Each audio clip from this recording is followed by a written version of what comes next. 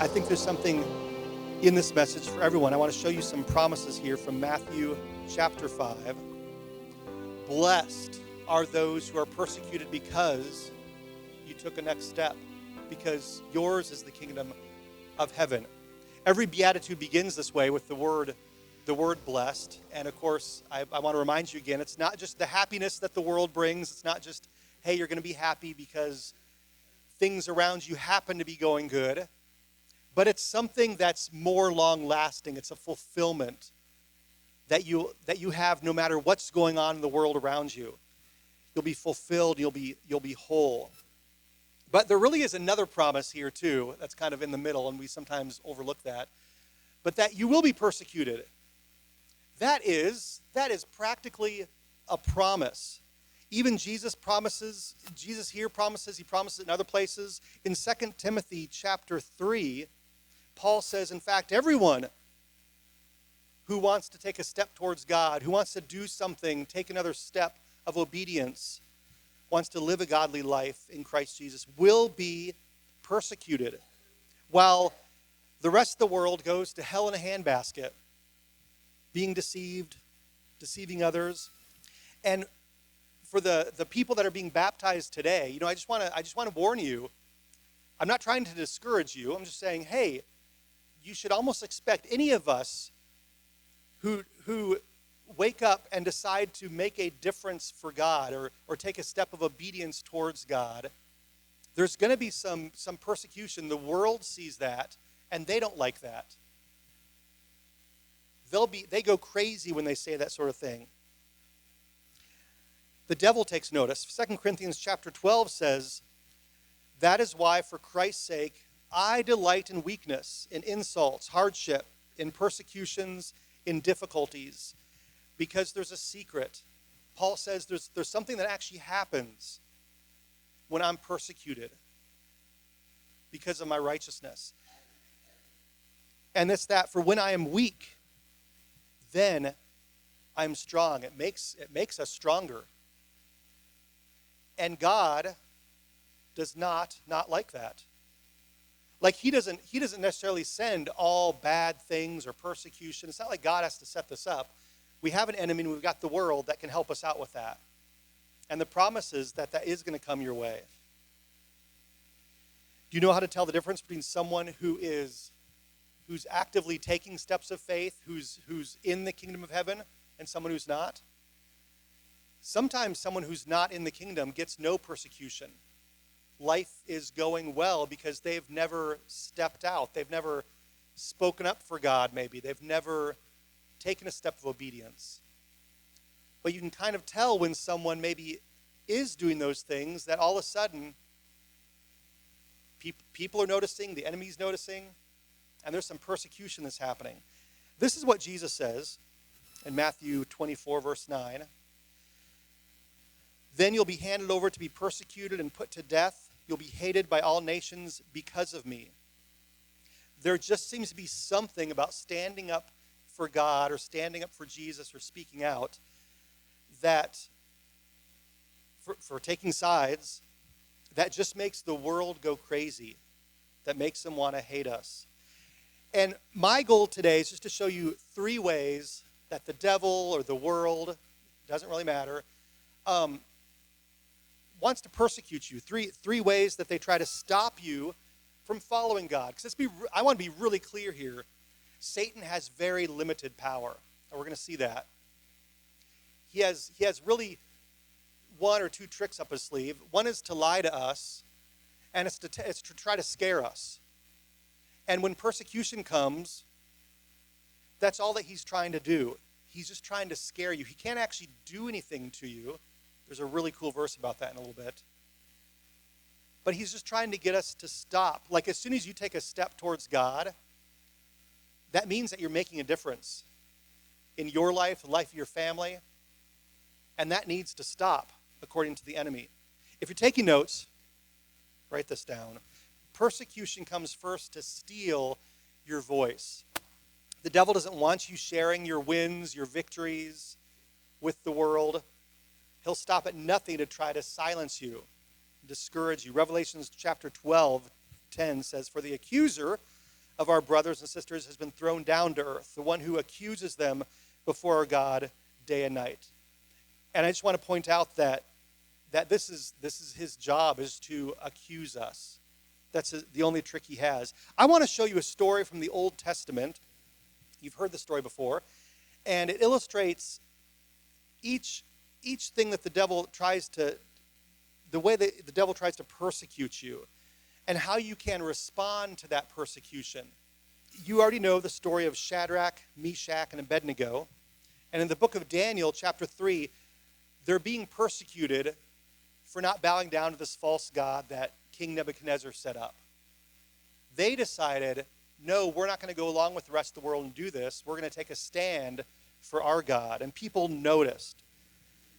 Because when you stand up for what's right, people always notice.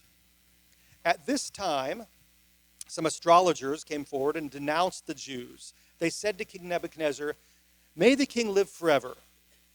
Your majesty has issued a decree that everyone who hears the sound of the horn, flute, zither, lyre, harp, pipe, all kinds of music, must fall down and worship the image of gold.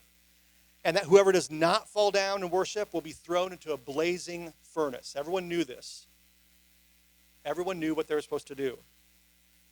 "But," they said, "there are some Jews whom you've set over the affairs of the province of Babylon." There's some rulers who are Jews who come from Israel, namely Shadrach, Meshach, and Abednego, who pay no attention to you, your majesty.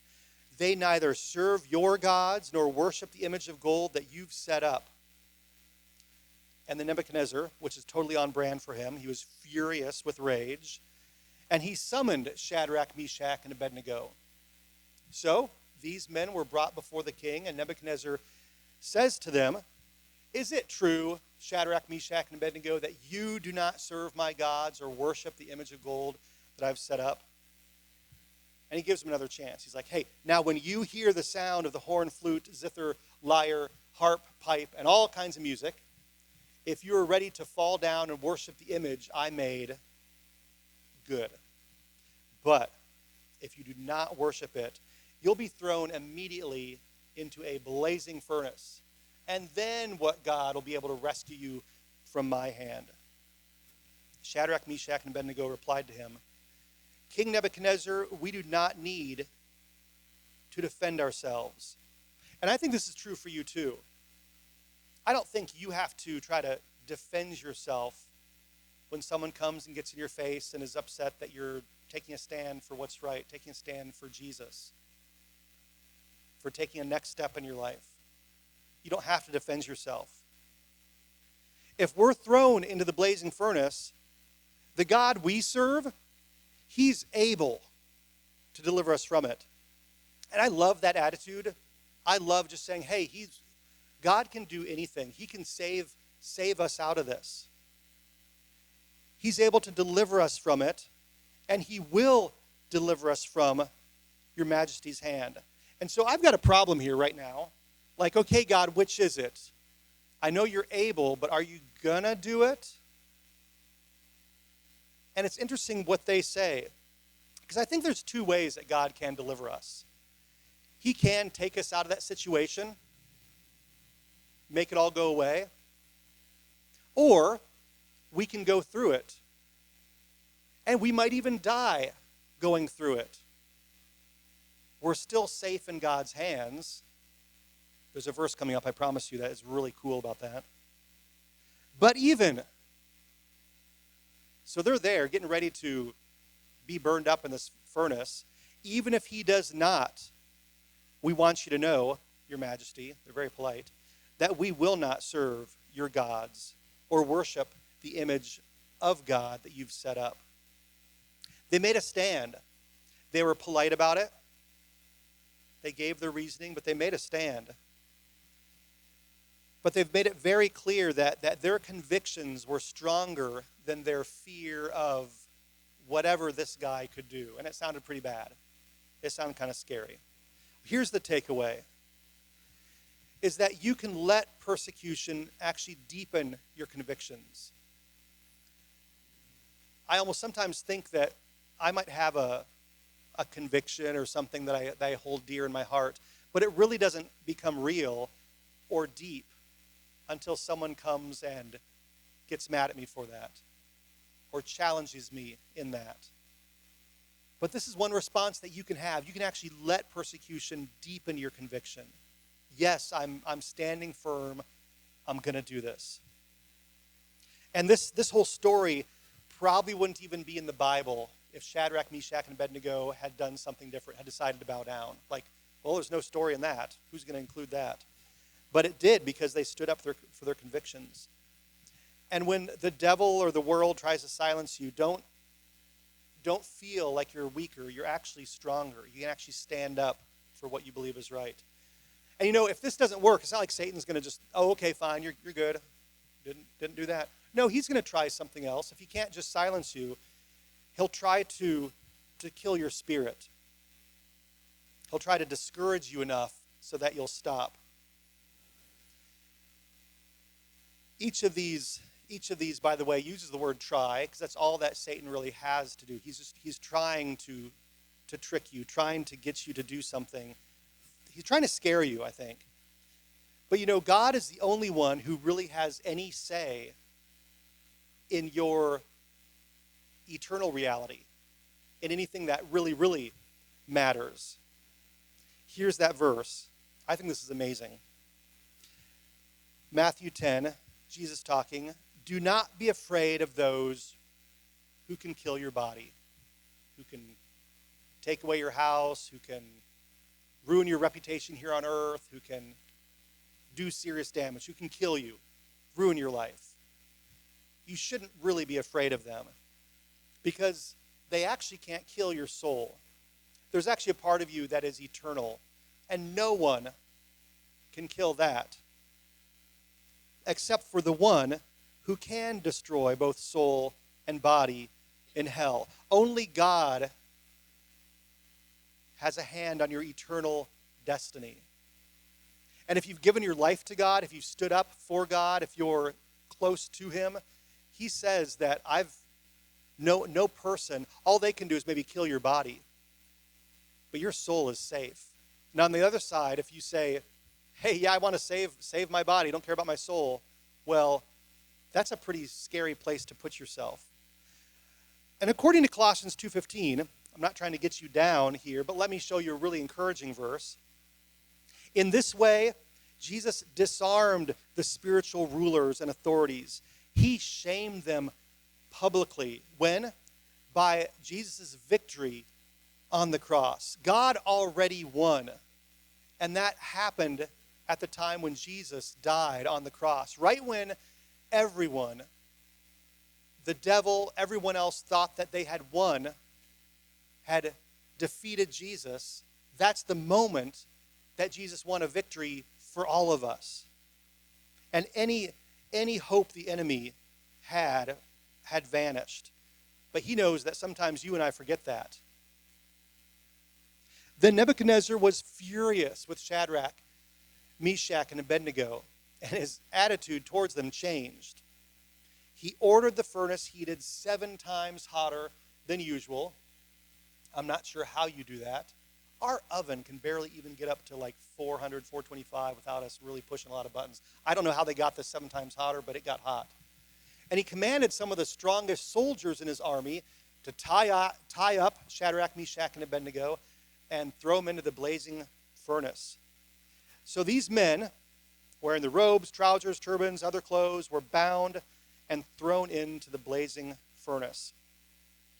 And it was so hot, the king's command was so urgent, the furnace was so hot, that the flames of the fire killed those soldiers who even took them up to throw them in. And these 3 men, firmly tied, fell into the blazing furnace. It's not the end of the story, though. Then King Nebuchadnezzar leapt to his feet. He evidently can see inside this furnace. He's leaping up in amazement, and he asks his advisors, well, weren't there 3 men that we tied up and threw into the fire? And they replied, yeah, just 3. And he said, oh, look, I see 4 men in there. They're unbound, they're unharmed, and the fourth one even looks like a son of the gods. I don't know what that looked like. Maybe he was shining, maybe he had wings. I don't know. I'm guessing it was probably Jesus that he was looking at, the fourth person in there.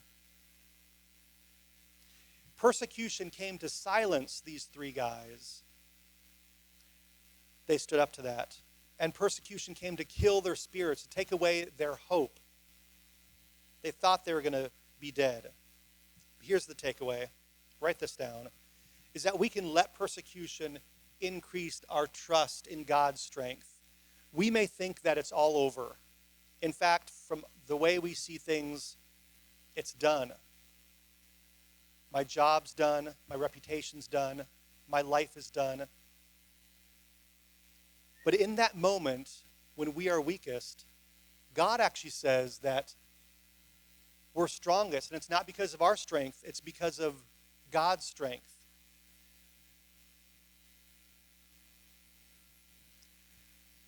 Satan doesn't just want to hurt you, just to hurt you. In fact, he doesn't really care about you that much.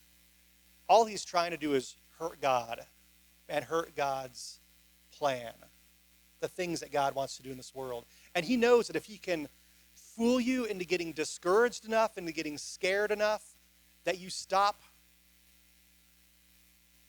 acting like a Christian, or maybe you stop going to church, or maybe you just stop. Satan has just won there because he stopped you doing anything for God. Write it down this way. He tries to destroy your legacy. Sometimes when we, discover God and grow closer to him and start seeing these wins in our life, like this is so cool to see God directing me and guiding me and blessing my family, that people notice. Our boss notices. Our husband and wife, they notice. Our kids notice. All of a sudden, we are making a difference in the world around us. And that's what winning really means. It means being blessed, having these blessings. Being blessed never just means being happy because the world around you is happy. It means that you're whole and fulfilled because you know you're making a difference in this world. That's something that no one can take away. No persecution can take away. You can give it away if you want to. But you do leave a legacy. Shadrach, Meshach, and Abednego left a legacy because of their decisions. They came out of the fire, and the satraps, prefects, governors, royal advisors crowded around them. How did this happen? And they saw that the fire had not harmed their bodies, nor was a hair of their head singed. Their robes weren't scorched. There was no smell of fire on them. And then the king himself promoted Shadrach, Meshach, and Abednego in the province of Babylon. Here's the takeaway. Is that we can let persecution lead to promotion. Even if we can't see it from where we're standing, we can know that God can turn this all around. We don't know how he'll do it or even what he'll do. And that's the trick. That's why we call it faith, because we don't see it with our eyes. We don't know it, in fact, until we're on the other side of that. The only trick Satan has is to scare you, discourage you. But don't give up. Don't give up. Persecution's going to happen. But don't give up. And let me say this too. Stop being surprised, church, at persecution. Stop thinking, where'd this come from? It happened to Jesus on the cross. Jesus even asked, Father, please deliver me from this, if it be your will. And we can say that exact same prayer today. God, I don't like going through this. That's what they said too, Shadrach, Meshach, and Abednego. God, we don't want to go through this. We know you can save us, but even if you don't, I'm not getting discouraged. I'm not getting afraid. I'm going to keep on keeping on. Blessed are those who are persecuted because of righteousness, for the kingdom of heaven is theirs.